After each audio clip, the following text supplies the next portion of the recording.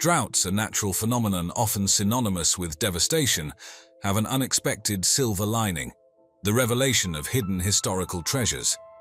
As water bodies recede, they occasionally unveil relics of the past that have been submerged for decades, if not centuries, offering a unique glimpse into bygone eras. A striking example of this is the Dolmen of Guadalperal in Spain.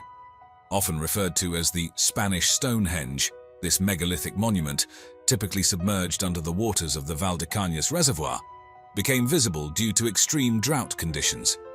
Dating back to 5000 BCE, the Dolmen of Guadalperal consists of over 100 large standing stones, some reaching up to 2 meters in height, arranged in an oval formation. The monument's exposure has sparked interest and debate among archaeologists and historians about its original purpose. While some theorize it was used for astronomical observation, others suggest it played a role in religious rituals. This site also opens discussions about the prehistoric peoples of the region. The megalith's design indicates a sophisticated understanding of construction and possibly astronomy, suggesting that the region's ancient inhabitants were far more advanced than previously believed. Furthermore, the engravings found on some of the stones add to the mystery, potentially offering insights into the symbolic or communicative practices of these early societies. Another fascinating emergence was in the Elbe River in the Czech Republic, where hunger stones became visible due to dropping water levels. These stones, dating back to the 1600s and earlier, are inscribed with warnings from past droughts, such as, "If you see me, weep." These serve as historical markers of hard times, providing a tangible connection to past climate events and the struggles of our ancestors. In China, a prolonged drought in the Yangtze River revealed an ancient Buddha statue, estimated to be about 600 years old. This remarkable find not only offers a rare artifact for historians, but also highlights the historical significance of the Yangtze River as a cultural and religious hub. The presence of the statue suggests that the area may have been a significant site for worship, and suggests the river's role in shaping the religious landscape of ancient China. Droughts have a unique way of uncovering the remnants of long-lost civilizations, often leaving historians and archaeologists in awe of the resilience and complexity of ancient societies. A compelling example of this is the revelation of the Mitanni Empire, an ancient civilization that flourished in northern Mesopotamia. Due to the receding waters in the Mosul Dam Reservoir in Iraq, an astonishing discovery was made: a 3,400-year-old palace believed to be from the Mitanni period. The palace, with its intricate wall carvings and cuneiform inscriptions, provides invaluable insights into the art, culture, and daily life of a civilization that had significant influence in its time, but about which little is known. The receding waters have also revealed the foundations of ancient structures, pottery, and other artifacts that offer clues about the trade, social structures, and even the possible causes of the decline of the Mitanni Empire. The intricate designs found in the palace suggest a high level of artistic skill and sophistication, raising questions about the extent of cultural and technological development during this period. In China, a severe drought in the Poyang Lake, once the largest freshwater lake in the country, led to the unearthing of an ancient town, submerged underwater for decades. The town, known as Xiaochangliang, dates back to the Neolithic period and is one of the earliest examples of a prehistoric settlement in the region. The architectural remains and artifacts discovered provide significant information on the early agrarian societies in China and their development over the centuries. Another notable discovery due to droughts is in Spain's Valdecañas Reservoir, where a Stonehenge-like megalithic structure known as the Dolmen of Guadalperal resurfaced. Believed to be erected between 4,000 and 5,000 years ago, this monument comprises dozens of massive stones arranged in an oval formation. The Dolmen of Guadalperal is thought to have had religious or astronomical significance, given its alignment with the sun during the summer solstice. These discoveries, brought to light by the receding waters, challenge our understanding of human history and the capabilities of ancient civilizations. They reveal a past more complex and interconnected than previously thought, and underscore the importance of preserving these historical sites. Each new finding adds a chapter to the story of human civilization, offering a broader perspective on how ancient societies lived, interacted, and influenced each other. In the vast landscape of the United States, droughts have played a unique role in uncovering hidden chapters of America's history. These natural events have revealed artifacts and remnants that paint a picture of the diverse cultures and complex histories that have shaped the nation. One striking example is found in Utah's Lake Powell. As water levels dropped, the drought uncovered ancient Native American settlements, some dating back over 6,000 years. These sites, once submerged, have revealed a treasure trove of artifacts, including pottery, tools, and even ancient footprints preserved in the mud. These discoveries provide a rare insight into the daily lives, cultures, and survival strategies of the early inhabitants of North America. They offer a glimpse into how these communities adapted to the region's harsh and changing environment. In Texas, the receding waters of Lake Whitney exposed a prehistoric Caddo Indian burial ground believed to be over 700 years old. This site, containing human remains and various artifacts, offers significant information on the burial practices and social structures of the Caddo civilization, known for their elaborate pottery and mound building. Another revealing incident occurred in the Mississippi River. A severe drought led to the discovery of a series of shipwrecks, some dating back to the 19th century. These wrecks include steamboats that once navigated the Mississippi, offering a tangible connection to the era when these vessels were vital for trade and transportation in the United States. The uncovering of these ships provides a unique perspective on the technological and economic development of the time, as well as the dangers faced by those traversing America's waterways. In California, receding reservoirs have exposed the foundations of old mining towns, remnants from the gold rush era. These ghost towns, once thriving communities, were submerged underwater for the creation of reservoirs. Their emergence during droughts invites us into the tumultuous period of the gold rush, providing physical evidence of the living conditions, struggles, and hopes of those who flock to the region in search of fortune. As droughts across the globe reduce water levels in many regions, they are also bringing to light ancient megaliths whose origins and purposes are shrouded in mystery. These structures, often massive in scale and impressive in their construction, provide fascinating insights into the capabilities and beliefs of prehistoric cultures. In Portugal, the receding waters of the Tagus River have unveiled a collection of rock carvings believed to be over 7,000 years old. These carvings, located in the now exposed bed of the river, depict various figures, animals, and symbols.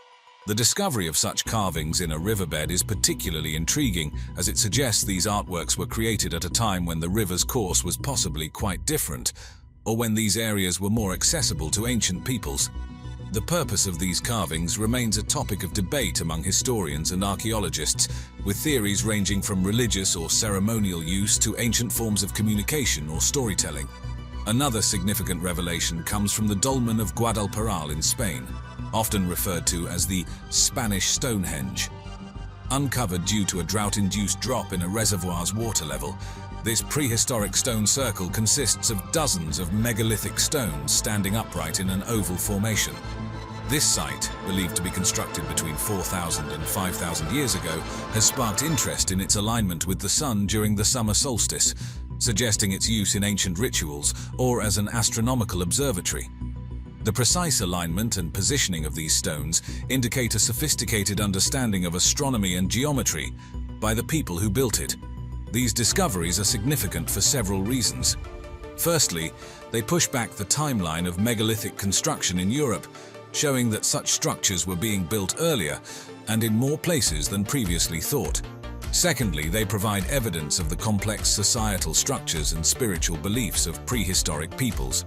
The construction of such massive and intricately aligned structures would have required a considerable communal effort and advanced knowledge, hinting at a more sophisticated prehistoric society than often imagined. Across Europe, the phenomenon of receding waters due to droughts has led to the remarkable re-emergence of ghost villages. Settlements that were once vibrant communities, but were submerged and lost to time, only to resurface as haunting reminders of the past.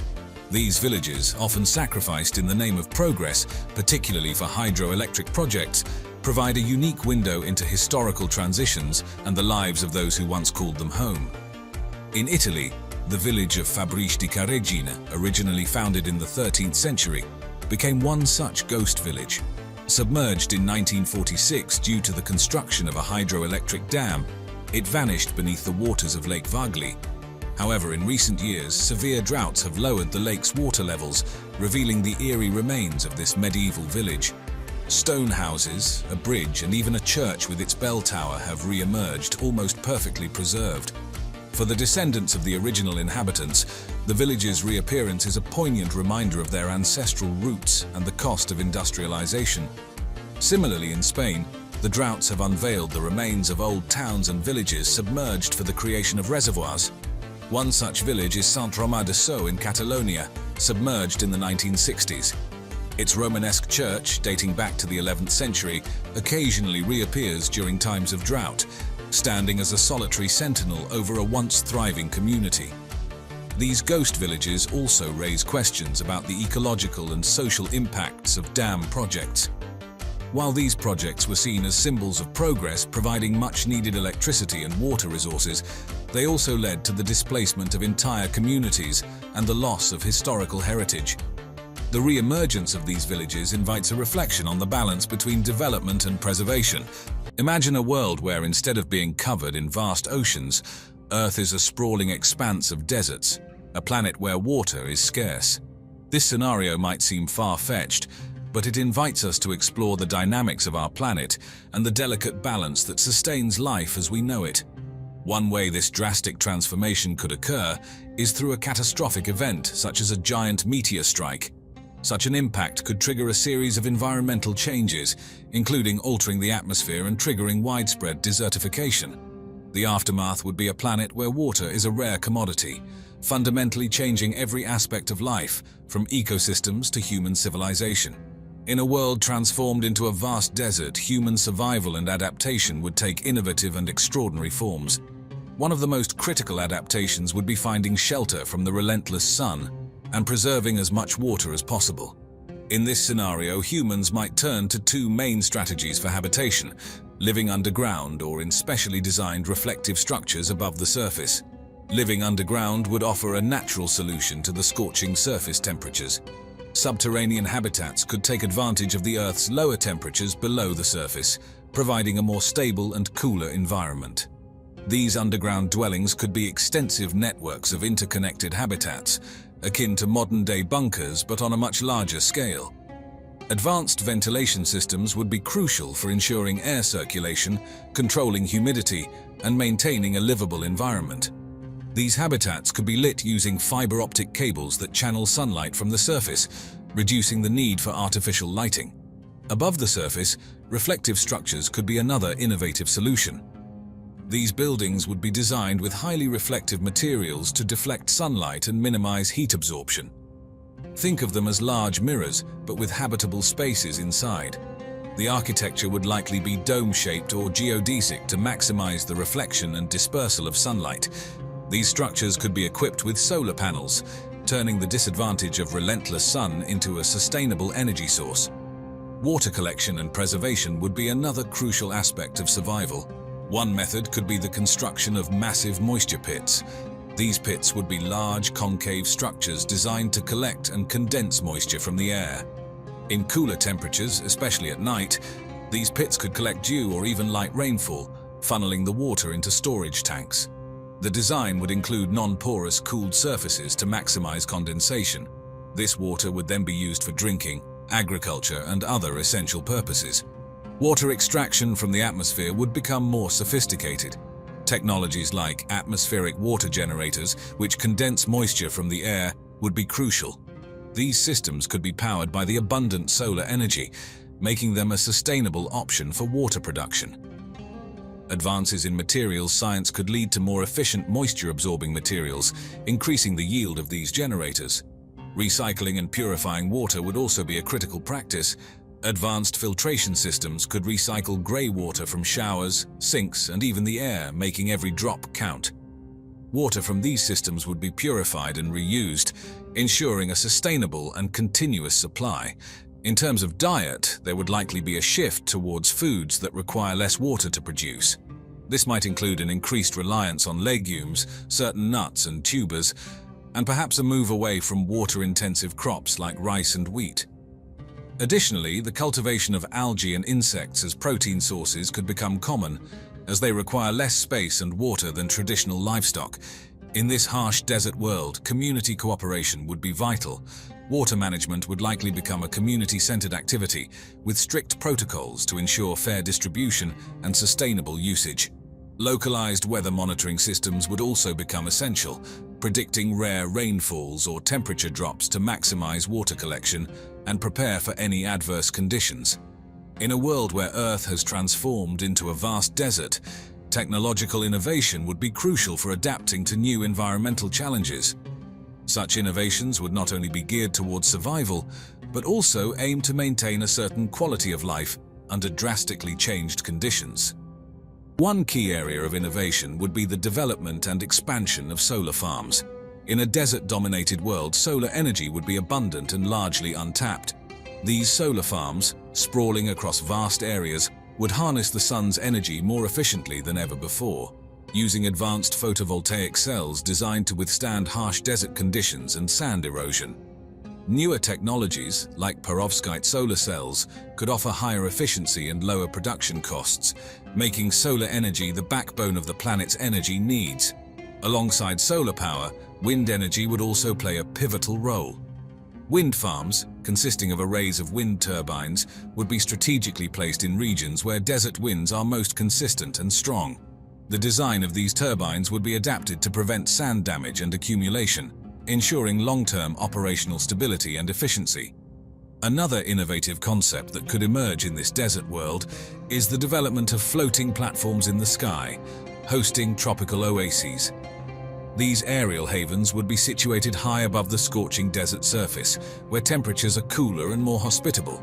They could harness solar energy for power and use condensation-based systems to collect water from the air. These floating oases would not only serve as agricultural hubs, producing food and water, but also as recreational and living spaces, offering a respite from the desert landscape below. Steam capture technology would be another area of focus. In certain areas, underground heat could be used to boil water, producing steam. This steam could then be captured and used to drive turbines, generating electricity in a process similar to geothermal power. Additionally, the condensation from this steam could also be collected as a source of water. Agriculture would need to adapt dramatically in this new environment. Hydroponic systems, which grow plants in a water-based, nutrient-rich solution, would become the norm, drastically reducing water usage compared to traditional soil farming. These systems could be integrated into both underground and reflective surface dwellings, ensuring a steady supply of fresh produce. The transformation of ecosystems and wildlife would be profound and far-reaching. Desert ecosystems, characterized by their extreme conditions of high temperatures, low water availability, and sparse vegetation, would dominate the landscape. This shift would drastically alter the biodiversity and ecological dynamics we are familiar with. One of the most significant changes would be the adaptation of plant life. Plants that thrive in arid conditions, such as cacti and succulents, which are adept at storing water, would become widespread.